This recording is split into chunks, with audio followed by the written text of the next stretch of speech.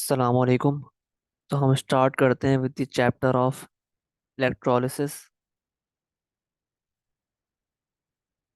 ठीक है। तो before we begin we should know certain terminologies जो इसमें हम इस्तेमाल करेंगे। ठीक है। तो वो टर्मिनोलॉजी कौन सी है भाई? एक है हमारे पास रिडक्शन और एक है ऑक्सीडेशन। अब इन दोनों का मतलब क्या होता है ये आपको समझना है बेसिकली। इसका पूरा टॉपिक है अलग से रिडॉक्स के नाम से, लेकिन अभी हम जस्ट थोड़ा ब्रीफ सा इनका एक्सप्लेन करूंगा इनको, ताकि आगे मसला ना हो। सही है। तो reduction means decrease in oxidation number.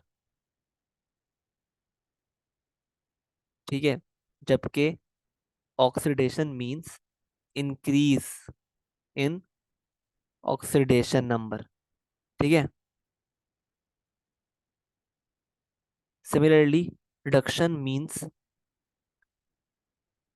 Gain of electrons, जबकि oxidation means loss of electron. ठीक है। बस ये डेफिनेशन आपको याद रखनी है फॉर दिस चैप्टर। ठीक है। बाकी इसके अलावा जो इसका पूरा टॉपिक है अलग से रिडॉक्स के नाम से, वो हम बाद में पढ़ेंगे। ठीक है। जब पढ़ेंगे तो उसको डिटेल में देखेंगे भाई कि ये होता क्या है। अभी के लिए आप इतना याद कर लो। ठीक है। तो स्टार्ट करते हैं। स्टार्ट में हम पहले देखते हैं difference between electrode and electrolyte. अब हमारे पास सेटअप ये होता है। ठीक है। इस तरह का होता है। ये होते हैं आपके पास इलेक्ट्रोड, और जो अंदर सॉल्यूशन होता है उसको आप बोलते हो इलेक्ट्रोलाइट। ऑब्वियसली इसमें क्या होते हैं?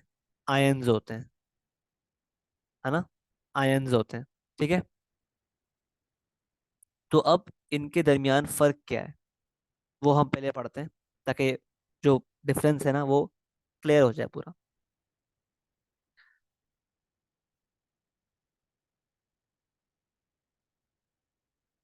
तो पहला फर्क ये है भाई कि इलेक्ट्रोड जो है दे conduct electricity electricity by the movement of bye the movement of electrons. ठीक है। ऑब्वियसली ये जो आपके पास इलेक्ट्रोड होते हैं ये क्या होते हैं? दे conduct electricity by the movement of electrons, क्योंकि ऑब्वियसली ये मेटल्स होते हैं। ये मेटल्स या फिर आपके पास ग्रेफाइट होता है। तो इसमें क्या होते हैं आपके पास? फ्री इलेक्ट्रॉन्स होते हैं, जिसकी वजह से दे कंडक्ट इलेक्ट्रिसिटी। अच्छा, अगर बात करें इलेक्ट्रोलाइट की, तो they conduct electricity by the movement of ions by the movement of ions. ठीक है। सेकंड डिफरेंस क्या है दोनों में? कि electrode conduct electricity in solid state. Obviously solid होता है। जबकि electrolyte conduct electricity only in molten और एक्वस स्टेट। ठीक है। थर्ड डिफरेंस क्या है भाई? उससे पहले we should know certain things. Third difference से पहले भाई, कि यार आपको पता है यार, लेट से अगर ये एक सोडियम आयन है। ठीक है। अब ये क्या है? आयन। अगर मैं इस सोडियम आयन से इलेक्ट्रिसिटी पास करवा दूं, मतलब एक इलेक्ट्रॉन पास करवा दूं, तो ये क्या बन जाएगा? ये बन जाएगा सोडियम एलिमेंट, क्योंकि ऑब्वियसली अभी ये +1 चार्ज है। मैंने इसको -1 चार्ज दे दिया, क्योंकि एक इलेक्ट्रॉन पास करवा दिया मैंने इससे। ठीक है। तो उसकी वजह से क्या बन गया? सोडियम एलिमेंट, है ना? एलिमेंट बन गया।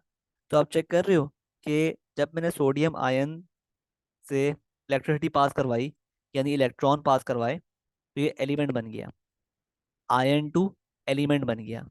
तो इस चेंज को ना, फ्रॉम आयन टू एलिमेंट, इसको हम बोलते हैं भाई ये एक केमिकल चेंज है, ये एक केमिकल चेंज है। सही है। तो अब थर्ड डिफरेंस क्या है बिटवीन इलेक्ट्रोड्स एंड इलेक्ट्रोलाइट, वो ये है कि electrodes do not change chemically, chemically after passing electricity, जबकि electrolyte do change chemically after passing electricity. क्यों? ठीक है, क्योंकि ऑब्वियसली जो इलेक्ट्रोलाइट होता है वो बनता ही आयन से, आयन्स होते हैं उसमें। तो क्या होता है, आयन्स चेंज हो जाते हैं इनटू एलिमेंट। सही है, जो कि बेसिकली एक होता है केमिकल चेंज। ठीक है। अच्छा, अब एग्जांपल्स क्या है इलेक्ट्रोड की? तो इलेक्ट्रोड की एग्जांपल में आता है हमारे पास ऑल मेटल्स एंड ग्रेफाइट। ठीक है, या तो इलेक्ट्रोड मेटल से बनेगा या ग्रेफाइट से बनेगा। ठीक है। और अगर बात करें एग्जांपल ऑफ इलेक्ट्रोलाइट की, तो इसमें आते हैं हमारे पास all ionic compounds and aqueous solution of acids. ठीक है। आपको पता है भाई, आपने पढ़ा होगा बॉन्डिंग चैप्टर में, सॉरी, आयोनिक कंपाउंड्स चैप्टर में पढ़ा होगा आपने कि आयोनिक कंपाउंड्स जो होते हैं उनको अगर आप मॉल्टेन या एक्वस स्टेट में जब होते हैं ये, तो दे ओनली कंडक्ट इलेक्ट्रिसिटी इन मॉल्टन और एक्वस स्टेट। सही है, तो जब भी इनको हम यूज करते हैं एज इलेक्ट्रोलाइट। ठीक है। अच्छा, अब आगे बढ़ते हैं, बात करते हैं electrodes on the basis of discharging ions. ठीक है। अब देखो यार, हमारे पास दो तरह के आयन्स होते हैं, आपको पता होगा। एक होता है कैटायन, एक होता है एनायन। कैटायन क्या होते हैं? बेसिकली ये होते हैं पॉजिटिव आयंस। एनायंस क्या होते हैं? Negative ions. इनको हम बोलते हैं एनायंस। ठीक है, ये बात आपको पता होगी। सही है। अब लेट्स से मेरे पास एक यहाँ पर इलेक्ट्रोड है। ठीक है, ये कनेक्ट हुआ हुआ है विद द नेगेटिव टर्मिनल। ठीक है। तो अब लेट्स से एक इलेक्ट्रोलाइट में Na+ आयन था। ठीक है, वो इसके पास आता है, यहाँ पे डिस्चार्ज होता है इस इलेक्ट्रोड पे। ठीक है, तो ऑब्वियसली उससे पास होती है इलेक्ट्रिसिटी। तो ये सोडियम+ आयन क्या बन जाता है? Sodium element.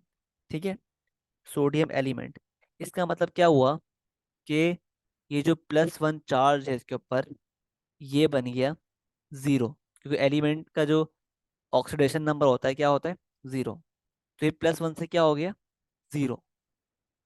मतलब क्या हुआ कि इसका ऑक्सीडेशन नंबर क्या हुआ? रिड्यूस हुआ। ठीक है, तो हम बोलेंगे कि यहाँ क्या हो रही है? रिडक्शन। यहाँ पे क्या हो रही है? रिडक्शन। और ऑब्वियसली क्योंकि इलेक्ट्रॉन ऐड हो रहा है, तो इसलिए भी हम बोलेंगे यहाँ पे क्या हो रही है? रिडक्शन। तो ऐसा इलेक्ट्रोड जहाँ पर रिडक्शन हो रही हो, जहाँ पे इलेक्ट्रॉन गेन हो रहा हो, ठीक है, जहाँ पर इलेक्ट्रॉन गेन हो रहा हो, उसको हम बोलते हैं कैथोड। तो कैथोड की डेफिनेशन क्या है? कि ऐसा इलेक्ट्रोड जहाँ पर process of reduction takes place, उसको हम बोलते हैं कैथोड। ठीक है, तो याद रखना कैथोड पे हमेशा क्या होती है? रिडक्शन। ठीक है, आई होप क्लियर है। सिमिलरली अगर हम बात करते हैं एक और इलेक्ट्रोड की, लेट से अब हमारे पास एक इलेक्ट्रोड है, ये अटैच हुआ हुआ है with the positive terminal of the battery. ठीक है, यहाँ पे आता है एक एनायन, ठीक है, यहाँ पे आता है एक एनायन, कोई भी एक्स एलिमेंट है विद द -1 चार्ज, और ऑब्वियसली यहाँ पर आकर ये इस इलेक्ट्रोड पर आकर कि क्या करेगा, ये इलेक्ट्रॉन लूज करेगा, इलेक्ट्रॉन लूज करेगा, ठीक है। तो इस वजह से क्या बन जाएगा, क्योंकि -1 चार्ज था, इलेक्ट्रॉन लूज कर दिया, तो अब क्या हो गया, एलिमेंट बन गया, ठीक है, एलिमेंट बन गया, जिसका चार्ज होता है, मतलब जिसका ऑक्सीडेशन नंबर होता है 0। तो ये क्या हो गया, -1 से हो गया 0, है ना। तो इसका मतलब क्या हुआ कि ये जो ऑक्सीडेशन नंबर है, ये क्या हो रहा है, इंक्रीज हो रहा है। मतलब यहाँ पे क्या प्रोसेस हो रहा है, यहाँ पे ऑक्सीडेशन हो रही है, क्योंकि ऑब्वियसली इलेक्ट्रॉन लूज भी हो रहा है, इसलिए भी हम बोलेंगे यहाँ पर क्या हो रही है, ऑक्सीडेशन, ठीक है। अच्छा, एक और बात याद रखना कि जब भी इलेक्ट्रॉन लूज हो रहा हो ना, तो उसको हम इस तरह शो नहीं करते, बल्कि उसको हम शो करते हैं कुछ इस तरह, इसको हम शो करते हैं कुछ इस तरह कि x negative is equal to x plus electron lost, ठीक है। तो जब भी इलेक्ट्रॉन लूज हो रहा हो ना, तो उसको हम इक्वेशन के इस तरफ शो करते हैं। इसका मतलब क्या हुआ कि इलेक्ट्रॉन लूज हो रहा है, सही है। तो अब बात आती है इस इलेक्ट्रोड की। तो ऐसा इलेक्ट्रोड जहां पर इलेक्ट्रॉन लूज हो रहे हो, या जहां पर ऑक्सीडेशन हो रही हो परफॉर्म, ऐसा इलेक्ट्रोड जहां पर ऑक्सीडेशन हो रही हो, उसको हम बोलते हैं, उसको हम नाम देते हैं एनोड का। तो ये है बेसिकली डेफिनेशन ऑफ एनोड, कि यहाँ पे हमेशा क्या होगा, ऑक्सीडेशन, ठीक है। तो ये था electrodes on the basis of discharging ions, ठीक है। आगे बढ़ते हैं, अब बात करते हैं इलेक्ट्रोड्स की on the basis of nature. अब देखो, हमारा जो ये कोर्स है ना, सिलेबस है, इसमें हम ऑब्वियसली दो टाइप्स ऑफ इलेक्ट्रोड्स देखेंगे, टू टाइप्स। एक टाइप होगी जिसको हम बोलते हैं इनर्ट इलेक्ट्रोड्स। इनर्ट का मतलब क्या है, कि ये इलेक्ट्रोड्स जो हैं which do not react with electrolytes. तो ये ऐसे इलेक्ट्रोड होते हैं जो कि बेसिकली क्या होते हैं, अनरिएक्टिव होते हैं, मतलब कोई ऐसे मटेरियल से बने होते हैं जो अनरिएक्टिव होता है। तो जब भी ये इलेक्ट्रोड्स इलेक्ट्रोलाइट से कभी भी रिएक्ट नहीं करते। और एक टाइप होती है इलेक्ट्रोड्स की, उसको हम बोलते हैं, अच्छा एग्जांपल क्या है इनर्ट इलेक्ट्रोड्स की, जैसे कार्बन, कॉमा, या फिर प्लेटिनम, सही है। एक और टाइप क्या है इलेक्ट्रोड्स की, एक्टिव इलेक्ट्रोड्स। ये वो इलेक्ट्रोड होते हैं विच रिएक्ट विथ इलेक्ट्रोलाइट्स, ठीक है, विच रिएक्ट विथ इलेक्ट्रोलाइट्स। एग्जाम्पल क्या है, एक्टिव इलेक्ट्रोड्स की एग्जाम्पल है हमारे पास कि any metal dipped in its salt solution. तो कोई भी मेटल अगर वो डिप हुआ हुआ है अपने सॉल्ट सॉल्यूशन में, तो वो काम करेगा एज एक्टिव इलेक्ट्रोड। क्या मतलब इस बात का, लेट से हमारे पास ये एक बीकर है, इसमें एक इलेक्ट्रोड हम डालते हैं, डिप करते हैं, और ये इलेक्ट्रोड बना हुआ है लेट से कॉपर से, कॉपर मेटल है ना, तो कॉपर से बना हुआ है। अब लेट से इस कॉपर इलेक्ट्रोड को हमने डिप कर दिया एक सोल्यूशन में, और सोल्यूशन क्या है, वो कॉपर का ही सॉल्ट है, मतलब एक्वस कॉपर सल्फेट है लेट से। आप चेक कर रहे हो कि कॉपर का ही यहाँ पर सॉल्ट सोल्यूशन है जो काम कर रहा है एज इलेक्ट्रोलाइट। तो जब भी हम इलेक्ट्रोड को डिप करेंगे इन इट्स सॉरी मेटल को डिप करेंगे इन इट्स सॉल्ट सोल्यूशन, तो ये इलेक्ट्रोड काम करेगा एज एक्टिव इलेक्ट्रोड। क्यों? क्योंकि हमने मेटल को डिप कर दिया है उसके सॉल्ट सोल्यूशन में। ठीक है। सिमिलरली अगर मेरे पास एक और लेट से बीकर है, ये मैं डिप करता हूँ इसमें एक मेटल इलेक्ट्रोड, जो कि इस बार है लेट से Ag यानी सिल्वर, और मेरे पास सोल्यूशन है एक्वस सिल्वर नाइट्रेट। तो आप खुद देखो भाई, इलेक्ट्रोड बना हुआ है सिल्वर से, इलेक्ट्रोलाइट बना हुआ है एक्वस सिल्वर नाइट्रेट से, जो कि बेसिकली सिल्वर का सॉल्ट है। तो क्योंकि आपने सिल्वर को डिप कर दिया उसके सॉल्ट सोल्यूशन में, तो अब ये जो इलेक्ट्रोड है ये काम करेगा एज एक्टिव इलेक्ट्रोड।